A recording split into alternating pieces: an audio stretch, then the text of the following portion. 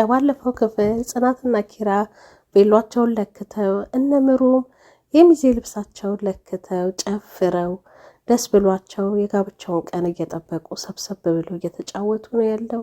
ከዛም ዛሬ ግን ለሰኒ የሚሆን አጠገቧ የሚቆም ሚዜ አጥተዋል እና እሱን ሱፍ ልትለብሹ ነው ምን ልታረጊው ነው እየተባለችን ያለችው። በስተመጨረሻም ጽናት አንድ ሀሳብ ታመጣለች። ለምን ክብሮም አይሆንም ሁለተኛ ሚዜው ተባባሉ። ከዛ ኪራም ደስተኛ ሆነ። እነምሩ በነገር ወጋ እያደረጓት ነው። በቃ የትምሳት ይኸው ትዳሩ እየመጣልሽ ነው ብለው ለእነሱን ለማጣበስ ያው በቃ የበኩላቸውን አስተዋጽኦ እያደረጉ ነው። በዛ መሀል ግን ክብሮም ይመጣል። ከዛ እንደው መጣ እየተባባሉ ተሳሳቁ። ከዛም ያው ሚዜ እንዲሆን ሊነግሩ ታስበዋል ማለት ነው። የኪራ እናትም ልጇን ለመዳር ከሆስፒታል ወጥታ መታለች። ኪራን ባያት ሰዓት ደንግጧል። ምን ሆነሽ ነው እናቴ? ጠቁረሻል፣ ከስተሻል እኮ አሞሻል እንዴ ሲላት የኪራ እናትም እናትነት ይገርማል። እሷ በጭንቅ ሰዓት ሆና በጣም ታማ ቢሆንም ግን የልጇን ደስታ ነው ማየት የፈለገችውና አረ ምን ሆነ ካላንተ ልጅ ገጠር እኮ ነው ቆይቼ የነበርኩት ውጭ አይደለም የነበርኩት ላልጠቁር ነው እንዴ ብላ ትቀልድበታለች። ከዛ እንጃ ጠቋቁርሽብኝ እኮ እያለ አባቱንም ይጠይቃል። ተው አታስጨንቃት ያው ክፍለ ሀገር ስለነበረች ነው ብለው ያስተባብላሉ። እሱ ግን አልተዋጠለትም። እናቱን እንዳያት ደንግጧል። ጽናትንም ሊያገባት እንደሆነ ሲናገር እናትየው እልል አለች፣ መሬት ሳመች፣ በጣም ደስ አላት። ከዛ በቃ በጣም ደስ አላት። በስተመጨረሻም ጽናትን ለብቻው አገኘቻትና ልጄን አደራ እያለች ትነግራታለች። እኔ ከዚህ በኋላ ተስፋ የለኝም፣ ሐኪሙም ተስፋ የለሽም ብሎኛል ብላ በምትነግራት ሰዓት ኪራ ይሰማና ይገባል። አሰባችሁታል? ሰርጉ ሊደገስ እንግዲህ አንድ ቀን እንደቀረው የእናቱን ህመም ሰማ። በጣም ደነገጠ። ምንድነው የሰማሁት? እያንዳንዱን ነገር ንገሩኝ እያለ እየጮኸ ባለበት ሰዓት አባቱ መጣና ምንድነው የምትጨቃጨቁት? በሰርጋችሁ ዋዜማ ምን ሆናችሁ ምናምን ሲል ከዛ ምንድነው እያለ በቃ ኪራም በጣም ረበሸ። ጽናትም ቆይ ኪራ ተረጋጋ በምትለው ሰዓት ተነስታ ልታረጋጋው ስትሞክር በጥፊ ይመታታል። በዛ ሰዓት ይሄንን ያየች እናት በጣም ትደነግጥና ራሷን ትስታለች። ተደናግጠው አምቡላንስም ጠሩ።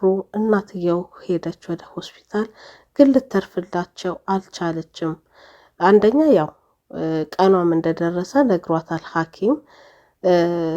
ግን እንደዚህ አልነበረም የጠበቁት። የልጇን ሰርጋይታ ምናምን ነው ማለፍ የፈለገችው። ያ ነገር አልተሳካም በሚያሳዝን ሁኔታ። የኪራ አባት በጣም ከባድ ሐዘን ላይ ናቸው። ያሰቡት ሁሉ አልተሳካላቸውም። በጣም ልባቸው ተሰብሯል። አስቱ የልጅሽን በቃ ወግ ማዕረግ ሳታይ እንዳማረሽ እንደናፈቀሽ ሁሉ ነገር የልጅሽን ትዳር መያዝ በቃ እንደጓጓሽለት ሳታይ ሄድሽ ብለው በጣም ልባቸው ተሰብሯል። በጣም አዝነዋል። በቃ ልጅሽን ባየሹ ኖሮ 3 ቀን እኮ ምግብ አልበላም እናቴን እኔ ነኝ የገደልኳት እያለ ብለው በጣም ልባቸው ተሰብሯል። ይሄን ሁሉ ነገር እያፈጠኑ የነበረው በቃ እናትየው የልጃቸውን ሰርግ አይተው እንዲያልፉ ስለፈለጉ ነበር። ግን ያው አንዳንዴ የተደበቀ ነገር በእንደዚህ አይነት አጋጣሚ ነው የሚወጣውና ከመጀመሪያው ነግረውት ቢሆን ጥሩ ነበር። አንዳንዴ ነገሮች ሲደበቁ መጥፎ ነገር ነው ይዘው የሚመጡት። በጣም አዝነዋል። ኪራም የጥፋተኝነት ስሜት እየተሰማው ነው። እናቴን እኔ ነኝ የገደልኳት እያለ በቃ ራሱን መቆጣጠር እስኪያቅተው ድረስ እየጮኸ በር ዘግቶ ቆልፎ እያለቀሰ ነው ያለው። በጣም ተረብሿል። ምክንያቱም ያው 3 ዓመት ሙሉ ነው የተደበቀው። እሱን መቀበል አልቻለም። እሱ ያሰበው አሁን እኔ ነኝ በቃ ጽናትን በመታት ሰዓት ደንግጣ የሞተች ነው የመሰለው። ያንን መቀበል አልቻለም እና እኔ ነኝ ገዳይ ብሎ ራሱን አሳምኗል። በጣም እያለቀሰ በጣም እየጮኸ ነው። ብቻውን ነው ያለው። በጣም በሚያሳዝን ሁኔታ ላይ ነው ያለው። ጽናትን በር ላይ ቆማ እባክህን ኪራ እንደዚህ አትሁን፣ ተረጋጋ፣ እኔ ሄዳለሁ ግን አንተ ተረጋጋ። እንደማይከፍትላት ታውቃለች። ስለዛ እኔ ሄዳለሁ አንተ ተረጋጋ እባክህን ኪራ፣ ራስህን እንደዚህ አታሰቃይ እያለች በር ላይ ቆማ እየለመነችው ነው። ሳይከፍትላት ሲቀር ግን በቃ ምንም ማድረግ አልቻለችም። ወደ ሳሎን ትሄዳለች። የኪራ አባትም ጽናት ስትመለስ እንዴት ነው ሲሏት ያው በር ዘግቶ እያለቀሰ እንደሆነ ትነግራቸዋለች። እሳቸውን በቃ እኔም ወደ ስራዬ ልሂድ፣ ምክንያቱም እኔም ባየ ሰዓት የዋሰ እየተጎዳ ነው ያለው፣ ለሱ ደግሞ እናንተ አላችሁለት፣ እኔ ከፊት ለፊቱ ዞር ብል ይሻላል ብለው መሄድ ፈልገዋል። ምክንያቱም እሳቸው ናቸው ያው ጽናትም እንዳትነግረው ሲለምኗት እና ሲነግሯት የነበሩት እና የጥፋተኝነት ስሜትም እንዲሰማቸው ሆኗል። ምክንያቱም አለመናገሬ ነው ልጄን የጎዳሁት ብለው አስበዋል። እናትየውም የልጇን ማዕረግ ወግ ማዕረግ ሳታይ ስለሆነ ሄደችው በቃ ልባቸው ተሰብሯል። እኔም ባየ ቁጥር ደግሞ ይናደዳል ብለው ስላሰቡ ሊሄዱ አስበዋል። ግን ዛሬ በቃ የስራ ቦታ ጓደኞቼ ስለሚመጡ ምሩና ሰኒን ጥሪና ስራ ያግዙሽ ብለው በቃ እሳቸው ወጥተው ደረጃው ላይ ትክስ ብለው ቁጭ ብለዋል። ጽናትም ተከተላቸው ሄዳ በቃ ውሳኔው ጥሩ እንዳልሆነ እና ከኪራ ጎን እንዲሆኑ በትነግራቸውም እሳቸው ግን አይ ብሄድ ይሻላል ለሱ እናንተ አላችሁት እያሏት ነው። ምሩም በጣም ልቧ ተሰብሯል፣ እያለቀሰች ነው ያለችው። ናሆምም ሊያጽናናት እየሞከረ ነው። እሱም የጓደኛው እንደዚህ መሆን በጣም አስጨንቆታል። ዛሬ ግን ካልሆነ በሩንም ሰብሬ ቢሆን አናግረዋለሁ፣ በር ዘግቶ ተጎዳ ብለው በጣም እያዘኑ ነው ያሉት። ምሩም የምታረገው ነገር ግራ ገብቷታል። አንድ ቀን እንኳን ሳላስታምማት ብላ የቁጭት ስሜት ውስጥ ነው ያለችው። በቃ አታልቀሺ ተረጋጊ እያላት ነው። ከዛም ግን ጽናት ስራ አግዥኝ ብላ ስለጠራቻት ወደ ጽናት ጋር ለመሄድ ትነሳለች። ናሆምን በቃ ሂጂ አንቺ እኔም እመጣለሁ እያለ እንድትሄድ ይሸኛታል። ጽናት ኪራ ወደ ሳሎን ሲወጣ ትንሽ ምግብ በሳህን አድርጋ ታስቀምጥለትና እባክህን ኪራ ብላ በእናትህ ስትለው በየትኛዋ እናቴ በገደልኳት እናቴ ይላታል። ከዛም እባክህን እንደዚህ አትበል ስሙ ትልቅ ኪራ በእናትህ ብላ እያለች በምትለምነው ሰዓት ሁለተኛ ስሙ ትልቅ እንዳትይኝ ብሎ ያስጠነቅቃታል። እሺ አልልክም እኔ ወደ ውጭ ልውጣ፣ አንተ ግን ትንሽ ሁለተኛ ቢሆን ጉረስ ስትለው በቃ እሺ ሂጂ እኔ እበላለሁ ይላታል። ከዛ እሷም ሄዳ ደረጃው ላይ ሆና ለአባትየው በላለች ሲሏት አይ አቅርቤለታለሁ ትላለች። በቃ ተጨንቀዋል። የእሷ አለመብላት አለመጠጣት አባትና ጽናትን በጣም አስጨንቋቸዋል። ኪራም ግን በቃ እናቱን የገደለ ልጅ በላ አልበላ እያለ መብላቱን አልፈለገም። በጣም ተክሶ ተሰባብሮ ቁጭ ብሏል በሚያሳዝን ሁኔታ። ሰኒም ጽናትን ስራ ልታግዛት ትመጣለች። ከዛም በቃ እንስራ ስራችንን ምሩም ትመጣለች ተባብለው ስራቸውን ሊሰሩ ያስባሉ።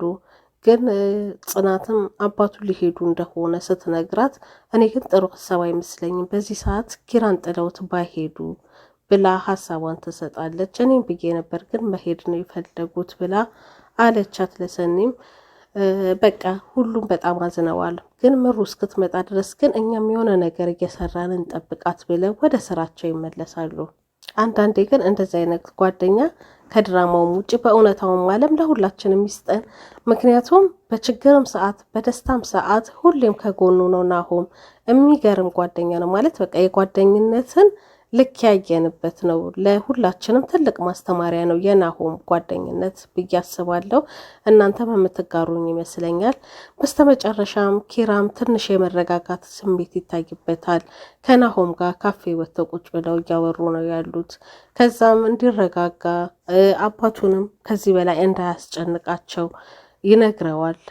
ከዛ እኔ ምን ላድርግ ብሎ ይመልስላታል። በቃ አባትህ እኮ ነው ወደ ስራ ቦታ መመለስ ይፈልጋል ሲል ኪራም ያው እንዲሄዱበትም አልፈለግም እዚህ ቢቆይ አይሻልም ሲል አይ እሳቸው እዚህ ከሚቀሩ እዛ ቢሄዱ እኩዮቻቸው ጓደኞቻቸው ስላሉ ትንሽ ይረጋጋሉ።